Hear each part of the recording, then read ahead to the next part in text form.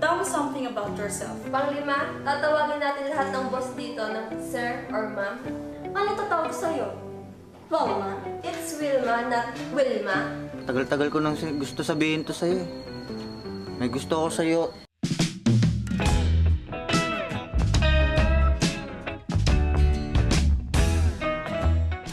Ay nako, babes, bakit sinuot mo na agad yung apron mo? Hayaan mo na, first time natin ngayon magtatrabaho. Excited ako, first day natin ngayon. Hindi tuloy maganda sa forma mo, pero in fairness, yung medyas mo, ay! Kulay Para sabi mo kasi ito ang tama yan, inain yan ngayon. Ano ba naman to? Ano ba yung bag mo, Wendy? Bakit kita-kita naman yung mga pera-pera mo dyan? Mamaya manakawan tayo. Babes, trending kaya to. Ano naging trending yan? Tinan mo, makita-kita lahat ng gamit mo dyan. Nakita ko trending to sa Korea. Ang oras na. Hala, babes, ay 30 na Wala, pala first day natin si Mando. Baka nandun na tayo kay Ma'am. Yan, andito na tayo. Tulian mo na ako matuon. Pindutin mo na yan. Baka nandun na si Mando. Baka Baka mamali ako, ikaw na lang. Ay, ikaw na. Hindi ba ako nakakapindot niya? Sige na, sige na. Baka bumukas ang iyo. Ano ba yun? Baka... Oh, Wendy! Unang trabaho mo, late ka na agad. Oy, beba, hi. Ay, Mando. Grabe ka naman, Late na ba kami? 2 minutes pa lang. Late na kayo. Pasok, pasok, bilis. May pagkain na ka dyan, bebang, ha?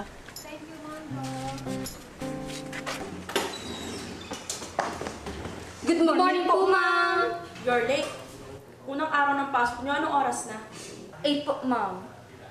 8? It's 8:03. You have your watch naman, di ba? Hindi mo tinitingnan yan. Sira naman kasi ito, babes, pang forma ko lang. Ikaw kasi nagsuot-suot ka pa niya. Di pala nagana. Anyways, Wilma's not here. Day off siya. Dito wala si impact tita. Since wala si Wilma ngayon, so kayong dalawa yung in charge para linisin yung kwarto ng kapatid ko. Kasi uuwi siya mamaya eh. Ay, may kapatid pala si ma'am. Baka impact tita sa dalawa. So linisin niyo siyang maigi ha, kasi maarte yun eh. Ayaw niya nang maalikabok siya kamabaho. Yes, ma'am.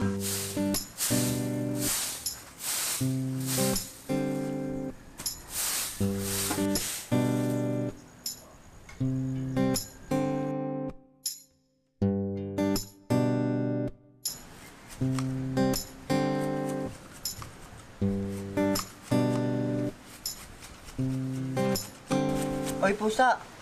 Alam mo ba, yung nagtatrabaho sa loob, mahal na mahal ko yun.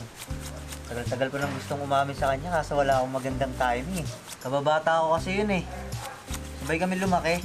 Lagi ko kalalaro yun dati. Alam mo, balang araw, pag naging kami, bibigyan kita ng napakadaming pagkain. Promise yun sa'yo. Sino kayong kapatid din mo? Baka lalaki.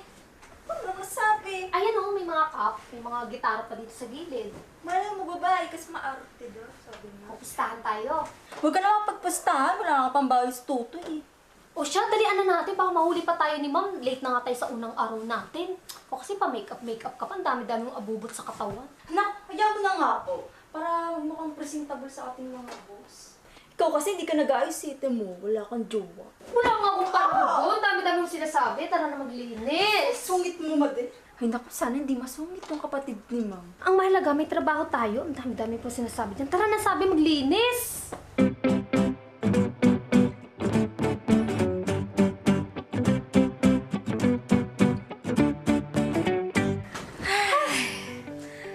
Pagod ako. Ako din, pero ang lambot ng kama. Pangarap ko to, babes. Laking kwarto.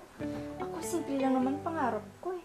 Magkaroon ng malaking bahay, na katulad nito. Tapos, malambing na kasintahan.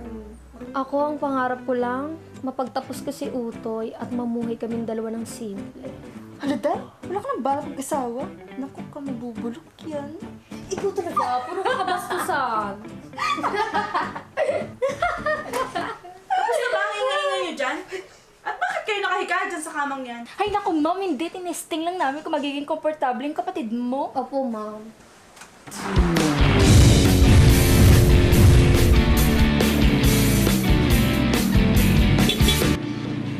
Oh, hurry up!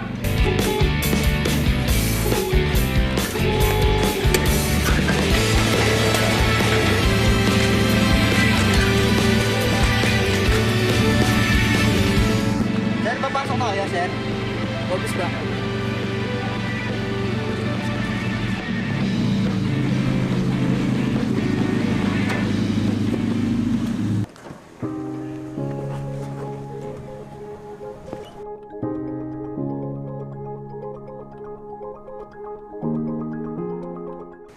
welcome Get back! na luggage. Yes, sir.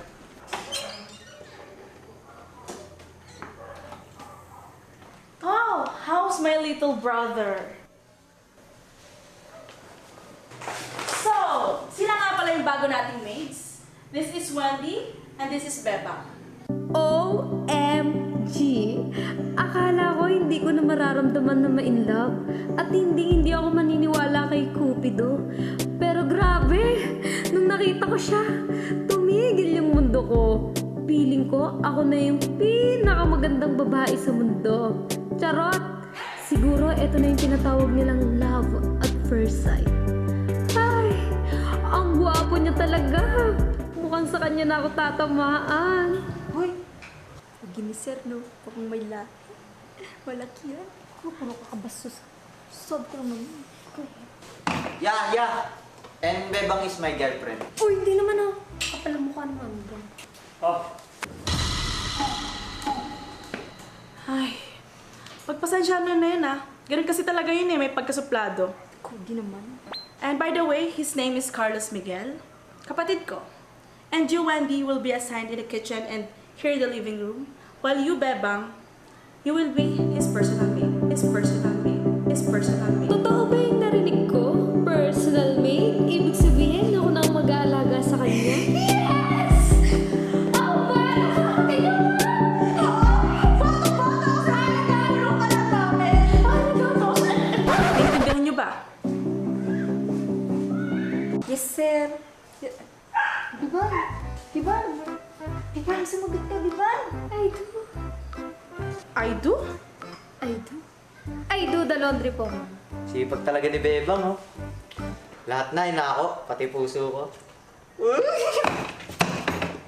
O Mando, pasok mo na yung maleta. Oo nga pala, yung maleta ni sir.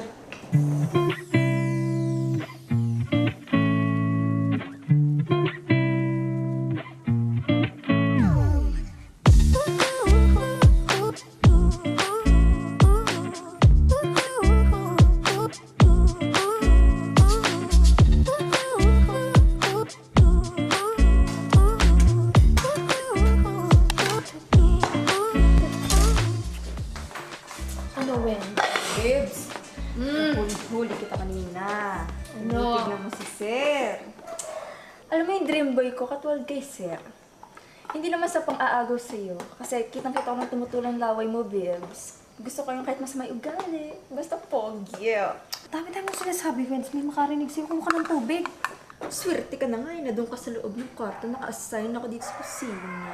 Kung ako naka-assign doon, gagapangin ko yun. Naku, mata niya lang walang latay. Kuhanin mo na yung tubig. Maghahapon na sila. Bebang? Yes, ma'am! Ano na ba yung dinner?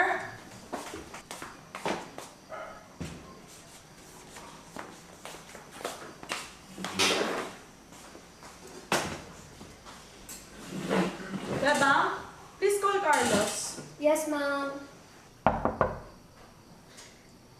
Sir? Wala naman.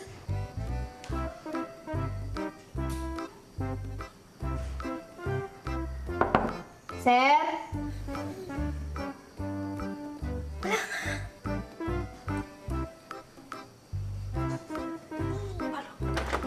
Sir?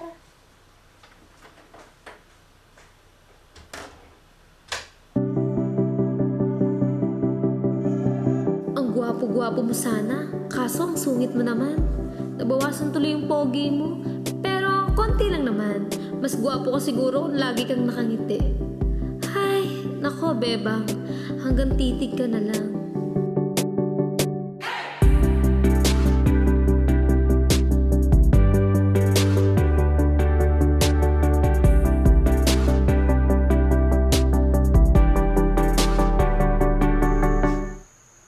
Anong ginagawa mo dito? Sir, may dumi po kayo sa mukha. Tsaka, ba't ang asim? Yung sinigang po, sir, kakain na daw po kayo. Sabi po ni Estela. pwede ba sa susunod kumato ka muna? Pumatok naman.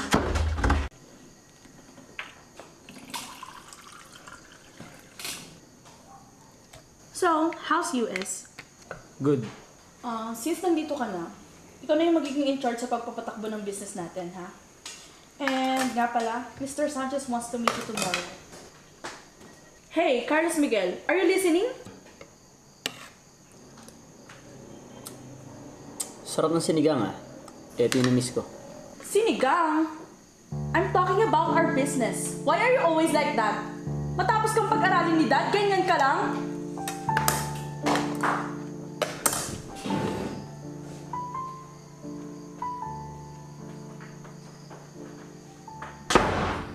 Sino talaga niya?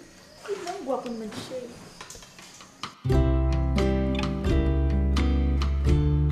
Ma'am, alis na po kami!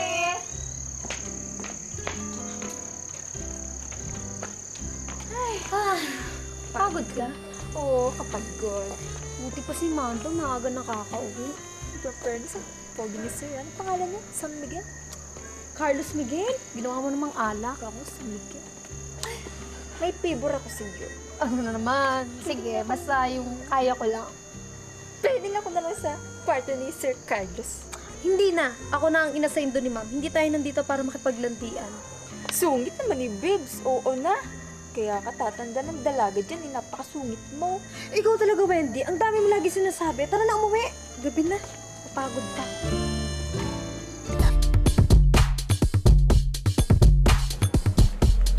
Alam na ba nila, Sam, na nandito ka? She's so fine. Talaga? Then call her! There's ang tagal.